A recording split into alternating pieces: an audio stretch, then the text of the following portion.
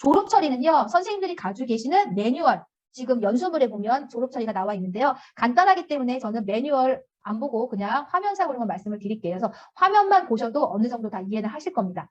일단 학적에 보면 졸업이라는 게 있습니다. 그런데 졸업 처리를 할 때 졸업 처리하기 전에 선행 작업이 있어요. 선행이 뭐냐면 첫 번째 건강기록부가 마감이 되어 있어야 돼요. 건강기록부. 두 번째 진로 정보 동의를 하셔야 돼요. 진로 정보 동의라는 건 뭐냐면 여기에 보면 어딨죠?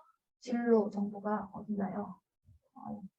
워낙 그게 많으니까 진로 지도 없나요? 이게 테스트 서버, 진로 여기 있네. 진로 지도가 있네요. 그리고 동의 여부가 있잖아요. 그래서 재학생 동의 여부에 3학년 졸업할 아이들 것만 이렇게 동의서 받으셔갖고 동의 여부 마감하시고요. 마감하시고 여기서 동의 여부 마감 관리해서 결제 받으시면 돼요. 결제 받으시면 됩니다. 승인 요청. 여기까지. 건강기록부 마감하시고요. 동의 여부, 진로정보 동의 아이들한테 종이로 받으셔서 5년간 보관하시고 받았을 때 아이들이 동의하겠다라는 아이들만 저 동의 여부 하셔갖고 여기 결제 받으시면 되고요. 그러면 이제 결제를 받았잖아요. 그럼 학적에서 졸업 처리를 하는데 졸업 처리는 간단하긴 합니다. 먼저 첫 번째 순서대로 하시면 되는데요. 조기 졸업자를 하는데 조기 졸업자는 2학년만 해당이 돼요. 2학년. 2학년이 3학년으로 가야 되는데 2학년이 영재교육이라든가 이렇게 그 영재 그 학교 있잖아요. 고등학교에 합격을 하면 그냥 2학년 때 바로 졸업 처리를 해버리는 거예요. 그래서 2학년 대상으로 등록을 이렇게 눌러가지고 2학년 아이들 중에 얘가 장인성의 아이가 영재학교에 합격했다. 그럼 장인성 저장 이렇게 누르시면 됩니다.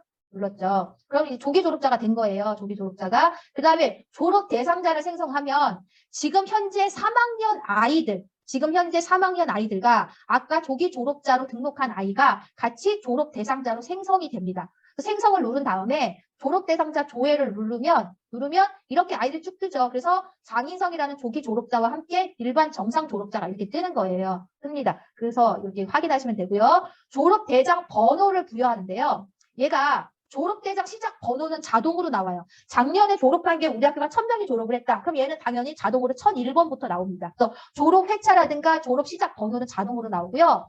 졸업 일자도 자동으로 나와요. 어디냐면 저기 학교 학사 일정 관리에 등록을 하면 나오는데 만약에 틀렸다라고 하면 고치시면 돼요.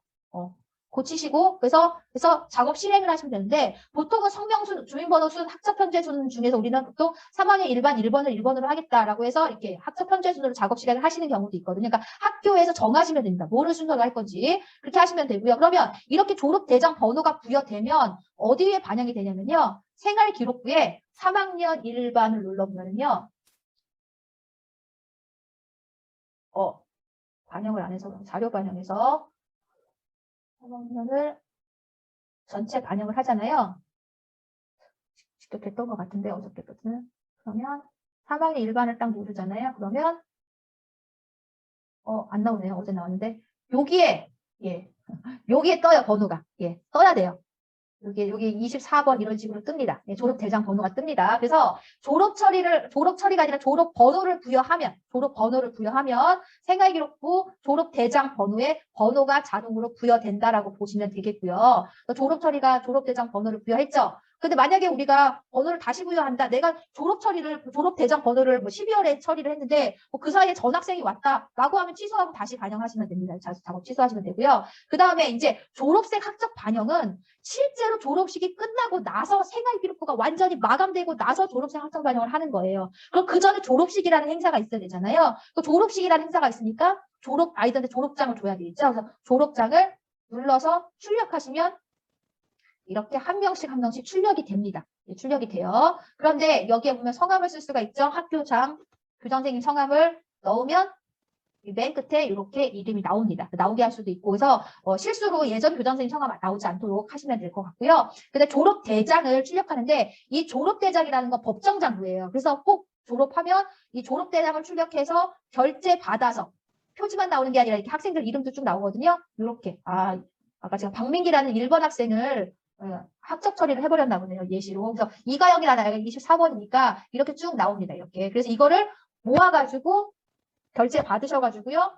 행정실에 법정장부로서 넘기시면 돼요. 이렇게. 그래서 졸업 처리는 이렇게 졸업식이 하기 위해서 졸업장 출력하고 졸업대장 출력한 다음에 그다음 생활기록부 마감하고 더 이상 완벽하다 생활기록부가 라고 하면 졸업생 학적 반영 그래서 결제 받으셔서 졸업생 학적 반영을 하면 돼요. 그런데 여기서 제가 하나 설명 빠뜨린 게 있는데요. 뭐가 있냐면 아까 제가 조기 졸업자, 중학교 2학년 아이들 조기 졸업자 처리했잖아요. 조기 졸업자 아이도 건강기록부 마감하고 얘도 진로정보 동의를 하셔야 돼요. 네, 진로정보 동의, 조기 졸업자 같이 하셔야 됩니다. 이렇게 해야지만 졸업생 학적 반영이 됩니다. 여기까지가 졸업 처리예요. 그런데 이제 한 가지 예전 학교가 아니라 어떤 학교에서 어떤 큰 실수를 했냐면요. 실제로 학적 편제순으로 작업을 해서 아이들 생활기록부에 번호 입력됐고 졸업장 다 해서 나눠줬어요. 졸업식을 했는데 나중에 어떤 쌤이 실수로 아무 생각 없이 작업을 취소했어요.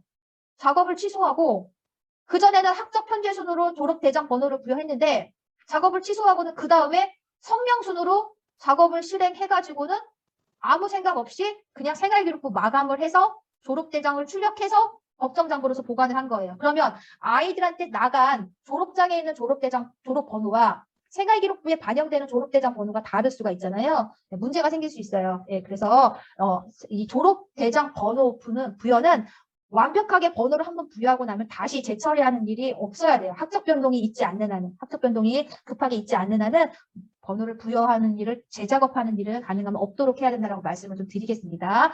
여기까지가 졸업 처리입니다.